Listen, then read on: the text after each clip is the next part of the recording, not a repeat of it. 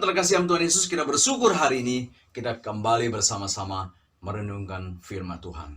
Saudara, tema yang saya berikan kepada kita hari ini adalah 5 kesalahan saat kita berdoa.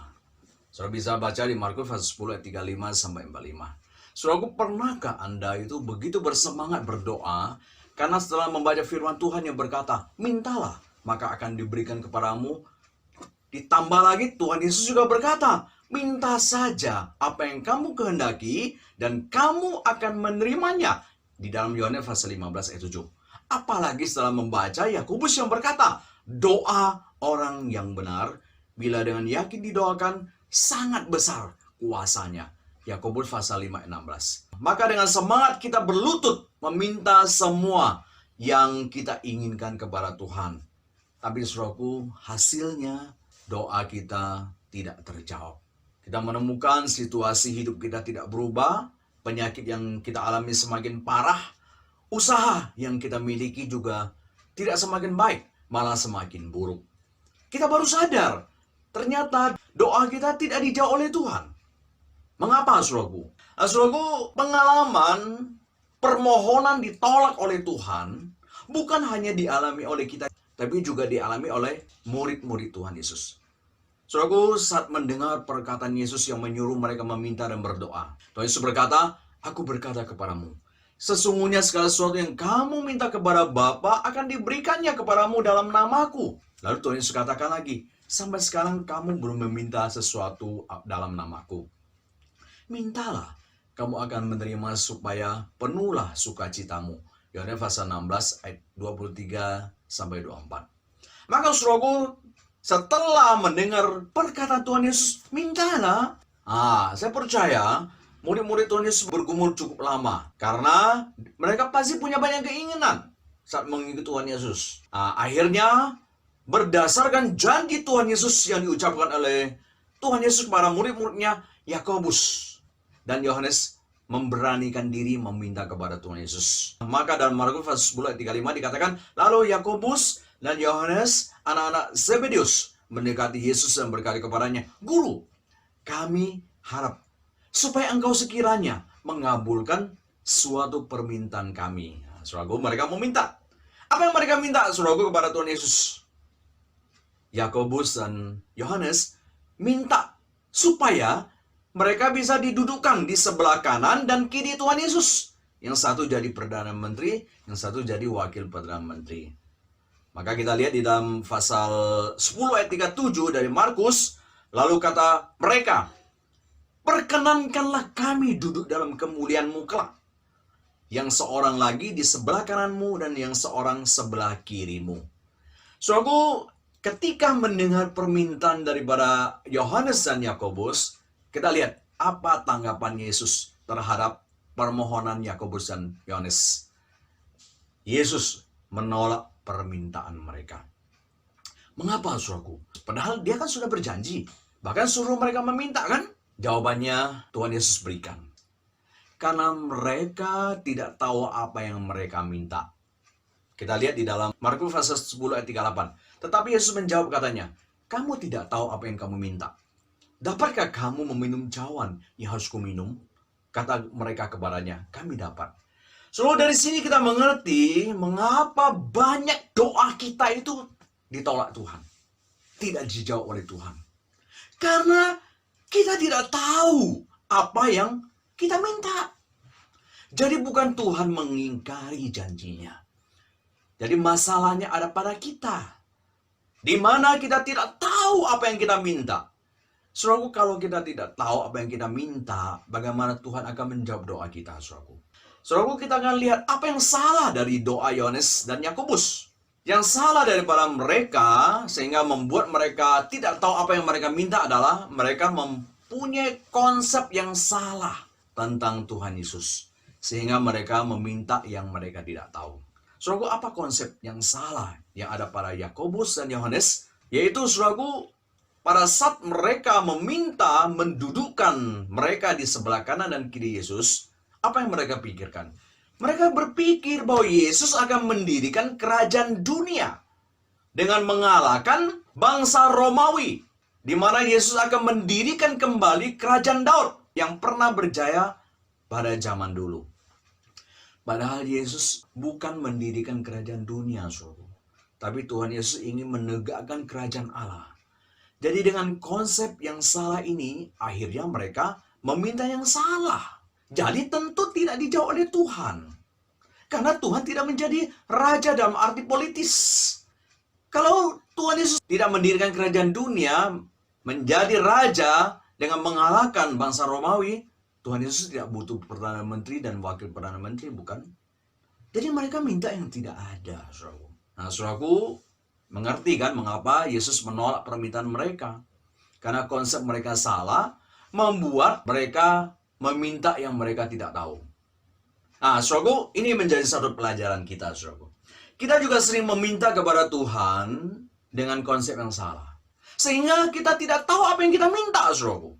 Nah, ada berapa kesalahan konsep? 5 kesalahan konsep yang menghasilkan kita meminta yang salah. Pertama, kita mempunyai konsep bahwa menjadi orang Kristen harus kaya.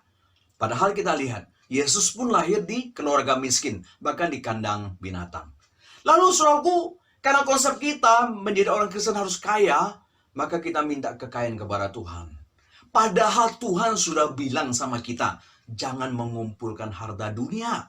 Karena ngengat dan karat akan merusaknya. Pencuri akan mencurinya. Yesus betul-betul katakan itu kan. Kita jangan mengumpulkan harta dunia kan. Tapi saudaraku, kita justru minta kekayaan. Saudaraku, pada saat kita meminta kekayaan, apalagi kita juga minta lebih kan. Padahal Tuhan Yesus juga mengajarkan kita untuk meminta secukupnya. Makanan kita hari ini aja. Dia saudaraku, bayangkan kita. Salah atau benar? Tuhan Yesus suruh kita jangan mengumpulkan harta. Dan meminta yang cukup. Tapi kita minta kaya. Cocok nggak, saudaraku? Saudaraku, jadi kita selama ini nggak sadar meminta sesuatu yang dilarang oleh Tuhan. Jadi apakah Tuhan akan menerima dan mendengar doa kita, saudaraku? Jadi saudaraku, secara tidak sadar, kita semakin berdoa, semakin melawan Tuhan. Yang kedua, saudara, kita mempunyai konsep bahwa Allah itu adalah Maha Kuasa.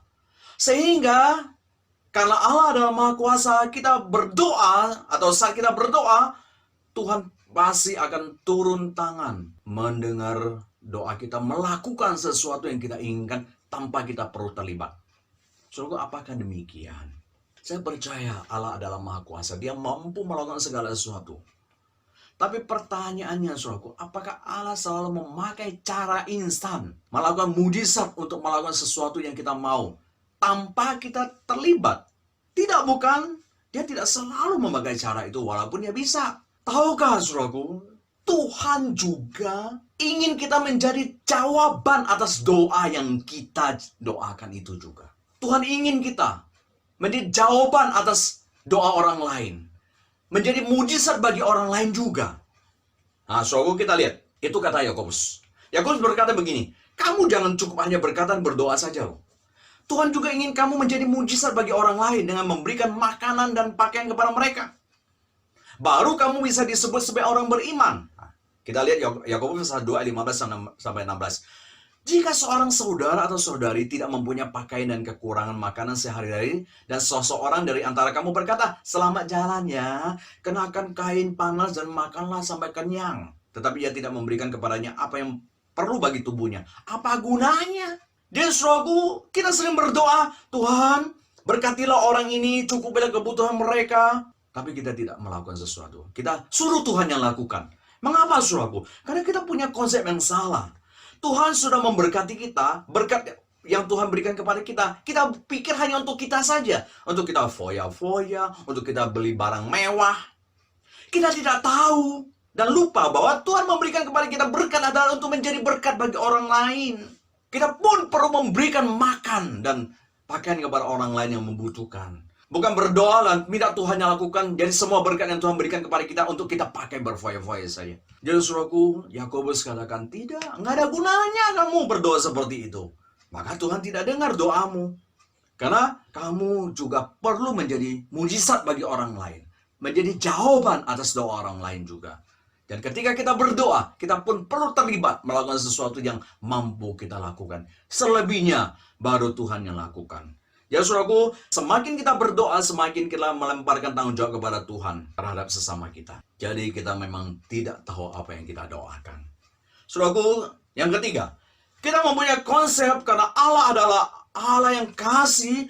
Tuhan akan mendukung semua rencana kita, sekalipun rencana kita itu tanpa perhitungan. Padahal Tuhan sudah berkata, saudaraku, kita pun harus realistis.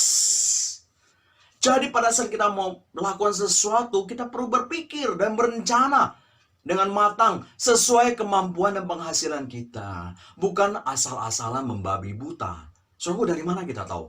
Dari Lukas pasal 14 ayat 28 sampai 32. Tuhan Yesus berkata, sebab siapakah di antara kamu yang kalau mau mendirikan sebuah menara tidak duduk dahulu membuat anggaran biayanya?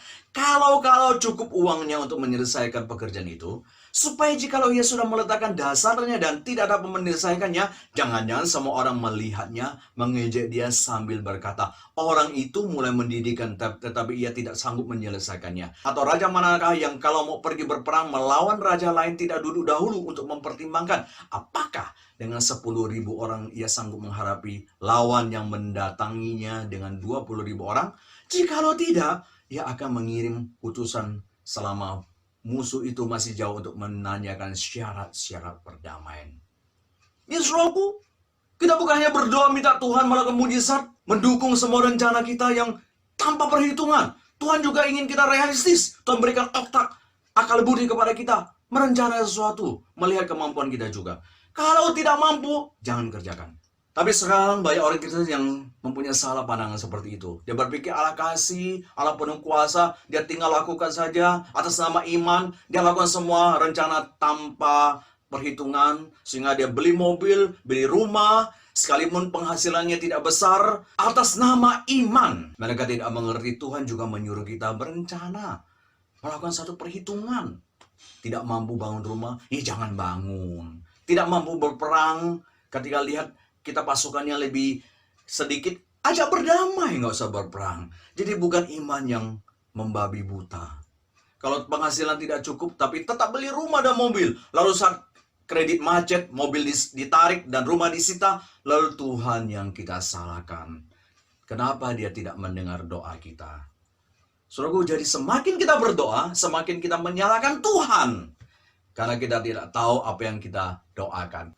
Yang keempat, kita mengira kita sakit, tapi ternyata tidak sakit. Saudaraku, mengapa kita berpikir begitu?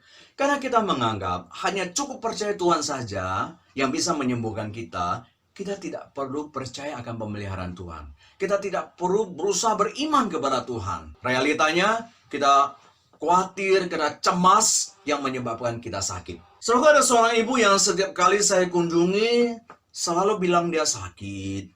Ini nggak enak, itu nggak enak. Saudaraku, sebagai hamba Tuhan, saya mendoakan dia, saudaraku.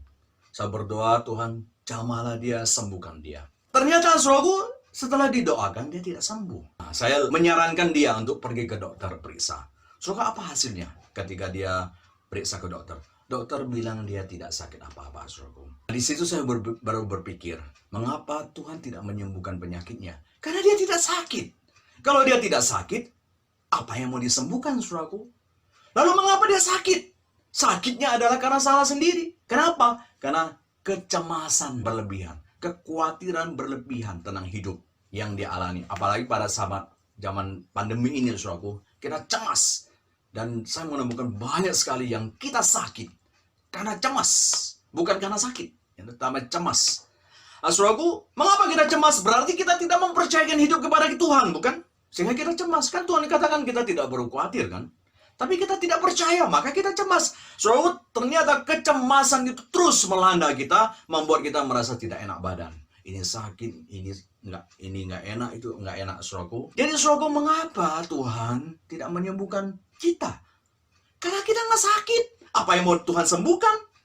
Kenapa kita sakit merasa tidak enak? Karena kita cemas. Dan memang ada penyakit yang karena cemas yang membuat semua badan tidak enak, ya. Namanya penyakit psikosomatis, saudaraku. Sekarang bagaimana cara supaya kita bisa sehat kembali oleh karena sakit karena kecemasan? Kita belajar mempercayakan hidup sepenuhnya kepada Tuhan. Itu yang saya suruh ibu itu lakukan. Saudaraku, setelah dia lakukan dan tidak berapa lama kemudian, dia sudah mulai pelan-pelan mempercayai firman Tuhan, membaca firman Tuhan, dan cemasnya sudah mulai menghilang, dan dia juga sembuh, saudaraku. Hanya saudaraku, mengapa ketika kita berdoa dia tidak sembuh? Karena dia nggak sakit. Kalau dia nggak sakit, apa yang mau Tuhan sembuhkan? Jadi kita menyalahkan Tuhan tidak sembuhkan. Padahal penyakit ketidaknyamanan itu dari kita sendiri. Jadi kita yang harus menyembuhkan. Kita mempercayakan diri kepada Tuhan. Saudaraku, bayangkan ya, penyakit itu karena kita tidak percaya kepada Tuhan, kan? Jadi kita cemas. Jadi kita minta Tuhan yang sembuhkan. Apa Tuhan tidak marah, saudaraku? Nah, jadi kita harus mempercayakan hidup kepada Tuhan. Otomatis ketika kecemasan kita berkurang, iman kita bertambah, maka penyakit yang kita derita juga bisa sembuh. 5. Kita mempunyai konsep materi adalah untuk memuaskan keinginan daging kita. Saudaraku, mengapa doa itu tidak dijawab? Yakobus menjawabnya. Di dalam Yakobus pasal 4 ayat 3 dikatakan, atau kamu berdoa juga tapi kamu tidak menerima apa-apa karena kamu salah berdoa. Sebab yang kamu minta itu hendak kamu habiskan untuk memuaskan hawa nafsumu. Saudaraku.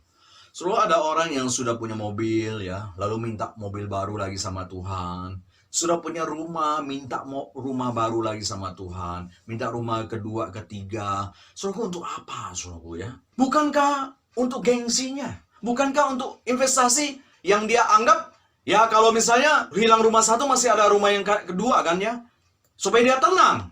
Jadi ketenangannya bukan karena Tuhan yang dia percaya, tapi karena dia memiliki sesuatu cadangan, saudaraku. Atau karena dia ingin gengsi juga. Saudaraku, maka Tuhan tidak berikan apa yang kita minta. Karena Yakobus mengatakan yang kita minta hanya untuk memuaskan hawa nafsu kita saja. Saudaraku, harusnya kita belajar memiliki rasa cukup.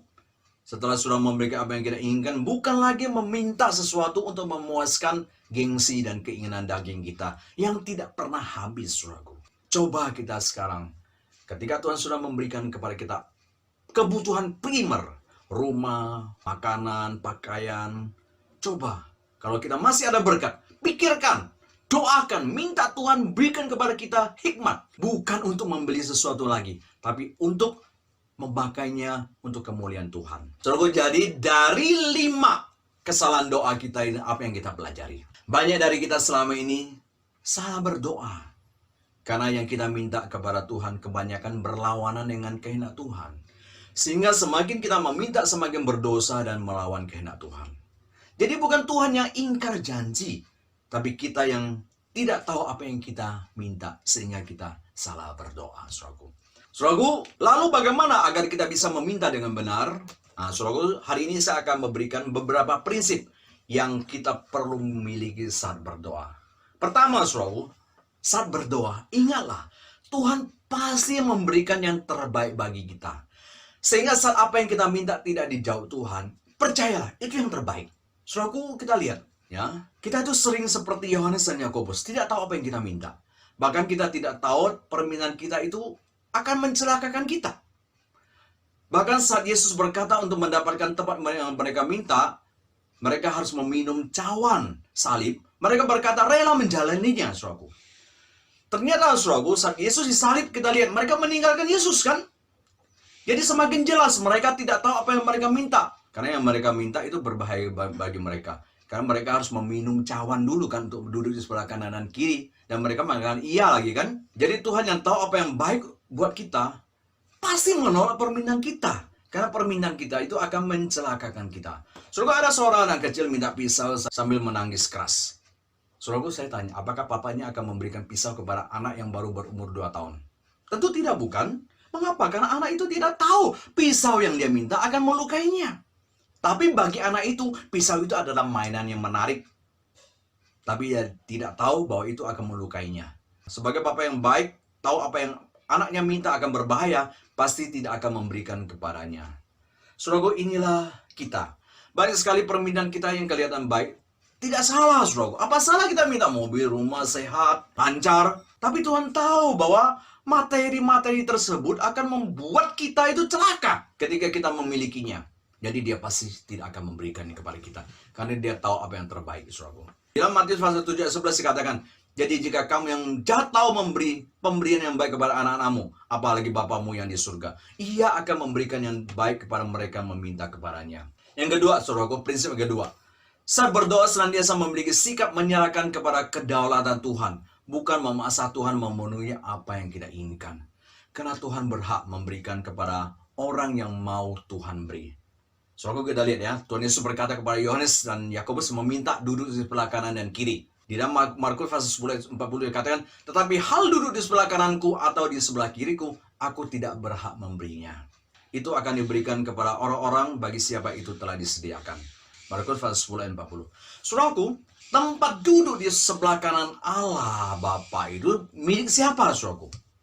Milik Tuhan Yesus, bukan? Jadi saudaraku, pada saat mereka minta duduk di sebelah kanan dan kiri, mereka tidak tahu apa yang mereka minta. Mereka nggak sadar sudah meminta hak yang dimiliki oleh Tuhan Yesus. Jadi secara tidak sadar mereka tuh mau merebut tempat Tuhan Yesus, saudaraku. Saudaraku, kita tidak sadar kadang-kadang kita berdoa, banyak sekali permintaan kita itu sedang merebut hak Tuhan, sedang merebut hak orang lain. Padahal tempat tersebut Tuhan sudah sediakan bagi orang lain. Saudaraku, ada seorang yang sudah memiliki penghasilan, saudaraku. Mapan, kebutuhannya sudah tercukupi. Tapi dia merasa ingin lebih lagi, saudaraku. Lalu dia melamar di satu perusahaan tempat temannya punya. Dia melamar atas nama koneksi, saudaraku. Wah, langsung masuk, saudaraku. Dia senang kan? Ya, gampang karena temannya percaya dia mau kerja, dia juga cocok. Saudaraku, setelah dia bekerja dan setelah berbincang-bincang dengan bosnya yang adalah temannya ya, saat mereka makan, bosnya cerita sebelumnya ada seorang yang juga melamar di posisi yang sama. Saudaraku, bosnya bilang, karena kamu teman saya menolak lamaran daripada orang sebelumnya itu. Nah, saudaraku, dia pengen tahu nih, siapa yang melamar, latar belakangnya. Nah, dia kan memang kenalan bosnya, dia bisa dapat informasi itu. Ternyata saudaraku, setelah dia temukan, dia lihat orang yang melamar itu ternyata memang tidak punya pekerjaan. Punya 3 anak lagi, saudaraku. Dan satu-satu pekerjaan yang dia harapkan adalah ya kerja di tempat yang perusahaan yang dia lamar sama-sama di situ. Saudaraku, pemuda itu baru menyesal dan merasa bersalah. Secara tidak sadar, dia sudah mengambil hak orang lain. Karena dia masuk karena koneksi kan. Harusnya dia tidak melamar di situ. Dia bisa, harusnya tempat itu adalah tempat orang yang membutuhkan. Karena dia tidak kerja. Padahal dia sudah punya pekerjaan. Dia sudah mapan, sudah enak. Dia hanya ingin mengisi kebosanan dan mengisi waktu saja. Dan merasa ingin lebih lagi. Nah, pada saat itu dia merasa dia sudah mengambil hak orang lain. Padahal pelamar sebelumnya lebih membutuhkan. Saudaraku, tahukah saudara, banyak kita saat kita berdoa sedang merebut hak yang Tuhan sediakan bagi orang lain. Jadi tidak heran saudaraku, kadang-kadang Tuhan tidak mendengar doa kita. Karena hanya Dia yang berdaulat memberikan kepada siapa yang mau beri. Maka kita percayakan yang terbaik pada Tuhan. Karena Dia yang berdaulat, bukan kita. Dia yang lebih tahu kebutuhan kita. Saudaraku, yang ketiga, mintalah sesuai kehendak Tuhan, bukan sesuai kehendak kita. Saudaraku, pernahkah kita berdoa agar kehendak Tuhan terjadi di dunia ini seperti di surga? Bukankah itu yang Tuhan Yesus ajarkan dalam doa Bapa kami? Tetapi apa yang kita doakan, saudaraku? Agar Tuhan memenuhi kehendak kita terjadi di dunia ini. Kita seperti bikin proposal kepada Tuhan, kita ajukan, minta Tuhan tanda tangan, ikutin, dukung apa yang kita inginkan. Kita tidak pernah meminta agar melalui kita kehendak Tuhan itu terjadi di dalam dunia ini dan nama Tuhan dipermuliakan. Ya, sesungguhnya kita itu tidak tahu apa yang kita minta, saudaraku. Kita tahu kita sulit memberikan. Pernah tidak kita berdoa, Tuhan berikan kepada saya kemampuan memberi berkat kepada orang lain, mendukung pelayanan Tuhan di gereja dan sekolah teologi ya. Tapi yang kita doakan tiap hari minta berkat-berkat. Padahal berkat yang kita miliki sudah banyak, saudaraku. Pernahkah kita juga berdoa, Tuhan berikanlah kekuatan kepada saya untuk memberitakan Injil. Yang kita doakan adalah Tuhan berikanlah kekuatan kepada saya supaya saya pintar bicara. Sehingga pada saat saya berdagang, menjual sesuatu, orang lain langsung menerima dan mau membeli barang saya. Sehingga saya diberkati. Saudaraku, pernahkah kita berdoa, Tuhan, saya tidak bisa mengampuni musuh. Saya masih sakit hati. Pernahkah kita berdoa, Tuhan berikan kekuatan kepada saya untuk mengampuni musuh saya. Padahal itulah kehendak Tuhan, bukan? Supaya kita mengampuni dan berdoa untuk musuh kita. Tapi justru yang kita doakan apa? Tuhan hajar musuh saya, balas dendam saya, biar dia kapok. Saudaraku, jadi jelas kita tidak tahu apa yang kita minta. Sehingga Tuhan tidak menjawab doa kita. Yang keempat, Mintalah Tuhan memberikan kepada kita kekuatan untuk menjalani proses dalam mencapai apa yang kita inginkan. Bukan meminta Tuhan memberikan kepada kita tanpa melalui pengorbanan kita, saudaraku. Saudaraku, di Markus 10 ayat 43 sampai 45 dikatakan, Tuhan Yesus berkata, tidakkah demikian di antara kamu? Barang siapa yang ingin menjadi besar di antara kamu, hendaklah ia menjadi pelayanmu. Dan barang siapa yang ingin menjadi yang terkemuka di antara kamu, hendaklah ia menjadi hamba untuk semuanya. Karena anak manusia juga datang, bukan untuk dilayani, melainkan untuk melayani, dan untuk memberikan nyawanya menjadi tebusan bagi orang banyak. Markus 10 ayat 43 sampai 45. Saudaraku, Tuhan Yesus memberikan contoh bahwa seperti Dia yang ingin memberikan keselamatan kepada manusia, Dia tidak cukup hanya berdoa kepada Bapa, Bapa selamatkanlah manusia, tanpa Dia perlu pengorbanan. Saudaraku, kita lihat Tuhan Yesus saja ketika Dia ingin mencapai keinginannya untuk menyelamatkan manusia, Tuhan pun harus menjalani proses, yaitu mengorbankan nyawanya, bukan hanya dengan doa saja, saudaraku. Demikian juga kita, saudaraku, apa yang kita inginkan. Kita tidak cukup hanya inginkan dan capai tanpa kita berusaha hanya dengan doa, tanpa kita melalui proses pengorbanan. Tidak, saudaraku. Kita tidak cukup hanya Tuhan berikan ini tanpa kita lakukan sesuatu, lalu Tuhan yang kita suruh bekerja. Saudaraku, seperti pembantu rumah kita tinggal perintah-perintah. Saudaraku, kadang-kadang kita memperlakukan Tuhan seperti itu. Kita perintah Tuhan ini, mau ini, dan sebagainya. Padahal Tuhan adalah Tuhan kita, bukan pembantu kita. Nah, saudaraku, Tuhan tidak melarang kita menjadi besar, saudaraku. Tidak, saudaraku. Dia tidak berkata, jangan mempunyai keinginan besar. Tapi dia berkata, jika kamu ingin menjadi besar, berarti boleh dong menjadi besar. Tidak cukup hanya berdoa saja. Kamu harus bekerja. Kamu harus mengalami proses dan pengorbanan. Saudaraku, kita yang mau kaya, kita harus berusaha. Berhemat. Bukan hidup berfoya-foya. Belajar untuk bersabar menjalani proses dan pengorbanan untuk mencapai yang kita inginkan. Bukan mengorbankan orang lain untuk mendapatkan keuntungan. Agar setelah kita mencapai apa yang kita inginkan dengan melalui pengorbanan dan proses, maka kita akan semakin menghargai berkat Tuhan dan juga bergantung kepada Tuhan. Dan saudaraku, mengapa permohonan Yohanes dan Yakobus tidak dijawab oleh Tuhan? Sekalipun Tuhan sudah berjanji akan memberikan kepada mereka apa yang mereka minta. Karena mereka tidak tahu apa yang mereka minta. Demikian juga mengapa doa kita tidak dijawab oleh Tuhan. Karena kita tidak tahu apa yang kita minta, saudaraku. Jadi belajarlah mengerti kehendak Tuhan, sehingga kita bisa meminta sesuatu sesuai kehendak Tuhan. Maka doa kita akan dijawab. Jadi bukan Tuhan yang ingkar janji, tapi kita yang salah berdoa. Karena kita tidak tahu apa yang kita minta. Amin.